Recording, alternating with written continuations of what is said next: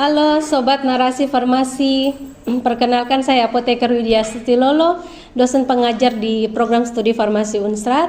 Saat ini saya akan membagikan sedikit informasi tentang overdosis suplemen dan peran apoteker dalam edukasi kesehatan.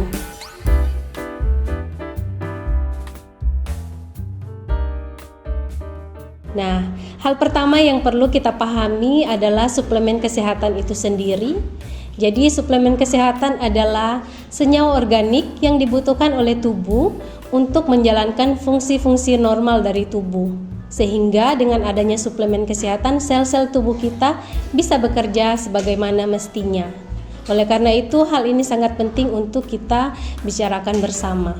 Perlu kita melihat kembali ke belakang di masa pandemi COVID-19, kebutuhan akan suplemen kesehatan itu sangat tinggi angka permintaannya. Setelah COVID-19 ini berakhir atau post COVID-19, kita melihat bahwa tren ini juga masih cukup tinggi.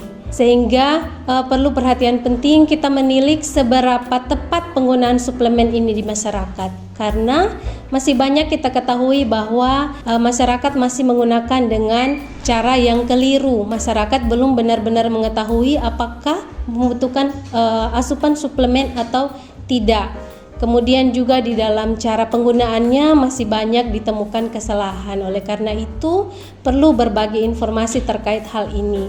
Misalnya kita perlu mengenal sumber-sumber di mana kita harus mengetahui bahwa kita butuh suplemen atau tidak, atau sumber dari suplemen itu sendiri dari mana ya kita bisa memperolehnya. Nah, dari tubuh sendiri sebenarnya kita sudah dari asupan makanan atau minuman secara alami kita sudah bisa memenuhi kebutuhan vitamin yang dibutuhkan oleh tubuh. Tetapi jika mengalami kondisi-kondisi tertentu kita butuh yang namanya suplemen. Misalnya kita bisa mengenal kebutuhan kita dari misalnya kondisi fisik. Contoh saja sederhananya misalnya gusi berdarah itu mengindikasikan bahwa kita butuh tambahan vitamin C. Atau kondisi-kondisi penyakit tertentu misalnya anemia, kita butuh zat besi, atau osteoporosis, kita butuh asupan kalsium, misalnya seperti itu. Atau ada sindrom yang namanya sindrom malabsorpsi, itu kondisi tubuh pasien memang susah untuk mengabsorpsi zat-zat yang dibutuhkan oleh tubuh. Nah, dalam kondisi seperti ini, masyarakat harus paham bahwa saatnya untuk mengambil atau menggunakan asupan suplemen. Jadi seperti itu, tidak semua kondisi tubuh yang diketahui masyarakat selama ini harus pakai suplemen karena masih sering ditemukan adanya kesalahan dalam hal tersebut. Nah, hal-hal yang seperti itu yang biasanya ditemukan di masyarakat. Kemudian dampak buruknya apa?